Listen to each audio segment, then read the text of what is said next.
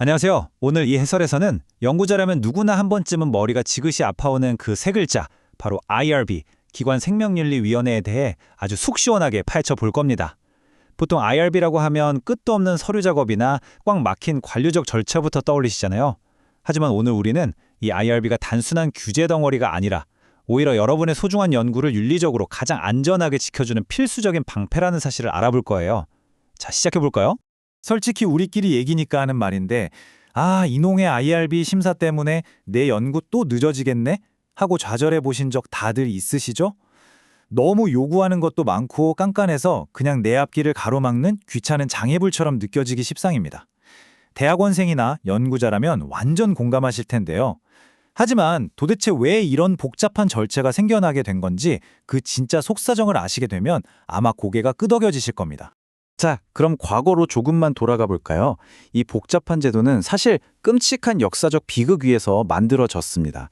1932년부터 무려 40년이나 사람을 방치했던 터스키기 매독 연구나 끔찍했던 나치의 인체 실험 같은 사건들 말이죠. 정말 말도 안 되는 이런 비윤리적인 실험들을 겪고 나서야 더 이상 사람의 생명이 희생되지 않도록 1947년 뉴렌버크 강령이나 1979년 벨몬트 보고서 같은 엄격한 규칙들이 만들어진 겁니다. 그러니까 IRB는 사람을 살리기 위해 피와 눈물로 쓰인 절차인 셈이죠. 유명한 철학자 임마누엘 칸트가 이런 말을 했어요. 인간을 단순한 수단이 아닌 목적 그 자체로 대하라. 이게 바로 IRB가 존재하는 가장 핵심적인 이유거든요. 우리가 맨날 쳐다보는 엑셀 시트 안에 그 숫자 하나, 데이터 포인트 하나하나가 사실은 마땅히 존중받고 꼼꼼하게 보호받아야 할 진짜 사람이라는 걸 잊어서는 안 됩니다. 자, 이 막중한 책임감을 장착하고 오늘 우리가 빠르게 훑어볼 핵심 내용들입니다. 첫째, 과연 내 연구가 심사 대상인지 판별하는 기준. 둘째, 생명윤리법의 6대 원칙. 셋째, 실제 동의서 작성법. 그리고 마지막으로 무조건 피해야 할 위반 사례와 예방법까지 달려보겠습니다. 먼저 첫 번째로 애초에 내 프로젝트가 IRB 심사를 받아야 하는 대상인지 아닌지 그 첫 단추부터 확실하게 끼워보죠. 우리가 하는 일이 그냥 일반적인 활동일까요? 아니면 진정한 의미의 연구일까요? 예를 들어서 수업의 퀄리티를 높이려고 학생들한테 피드백 설문을 받는 거라면 이건 그냥 활동이라서 IRB가 필요 없어요. 그런데 만약에 그 설문 결과를 바탕으로 논문을 쓰거나 학회에서 발표를 해서 일반화할 수 있는 지식으로 만들 생각이다? 그럼 얘기가 달라집니다. 그 순간 이건 명백한 연구가 되고 무조건 사전 승인을 받아야 해요. 내 목적이 어디에 있는지 파악하는 게 최우선입니다. 대상인지 확인이 되셨다면 이제 두 번째 핵심 파트, 인간을 대상으로 하는 연구라면 무조건 지켜야 하는 생명윤리법의 6가지 기본 원칙으로 넘어가 보겠습니다. 자, 존엄성부터 사생활보호, 국제기준 수용까지 총 6가지 핵심 원칙들이 있는데요. 이거 다 외우실 필요 없고요. 딱 2가지만 강렬하게 기억하시면 됩니다. 바로 참여자의 자율성을 철저하게 존중할 것, 그리고 발생할 수 있는 위험을 최대한으로 줄일 것. 이 2가지가 사실상 IRB 심사 통과의 프리패스 열쇠거든요. 그런데 여기서 정말 중요한 포인트가 하나 나옵니다. 보호해야 할 취약한 대상자를 떠올릴 때 보통 우리는 아픈 환자분들이나 미성년자만 생각하기 쉽잖아요. 하지만 취약성은 훨씬 더 교묘하게 구조적인 관계 속에서 발생합니다. 상상해보세요. 직장 상사가 부하 직원한테 혹은 교수님이 자기 수업 듣는 학생한테 연구 참여를 부탁한다면 어떨까요? 과연 100% 맘 편하게 거절할 수 있을까요? 이렇게 관계나 제도에서 오는 취약성을 미리 파악하고 특별한 보호장치를 마련하는 게 진짜 윤리적인 연구의 핵심입니다. 그럼 세 번째 단계, 지금까지 이야기한 이 멋진 철학적 원칙들을 실제 신청 서류나 동의서에 어떻게 녹여낼 수 있을까요? 동의서를 작성하실 때 정말 많이들 오해하시는 게 있는데요. 동의를 받는 건 단순히 종이 한 장 쓱 내밀고 여기 사인하세요 하는 일회성 행동이 절대 아닙니다.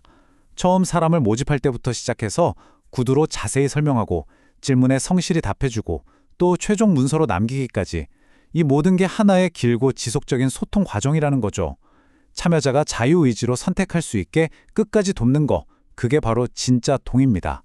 아니, 그럼 서면 동의를 무조건 받아야 하나요? 하실 텐데 예외는 당연히 있습니다. 서면 동의를 면제받을 수도 있는데요. 다만 조건이 엄청나게 까다롭습니다. 연구로 인한 위험이 극단적으로 낮아야 하고요. 동시에 현실적으로 동의를 얻는 게 아예 불가능한 상황이어야 합니다. 예를 들어 사람을 전혀 안 만나는 완전 익명 온라인 설문이나 누군지 절대 알 수 없게 식변 정보가 다 지워진 기존 데이터를 쓸 때나 가능한 아주 드문 경우라는 거 명심하셔야 합니다. 계속해서 위험이라는 말을 쓰고 있는데 여기서 말하는 위험은 그냥 이건 좀 덜 위험한 것 같은데 하는 주관적인 감이 아니에요. 실제 피해가 일어날 확률에다가 그 피해의 크기를 곱한 아주 냉정하고 객관적인 값입니다. IRB는 이걸 정말 깐깐하게 보거든요.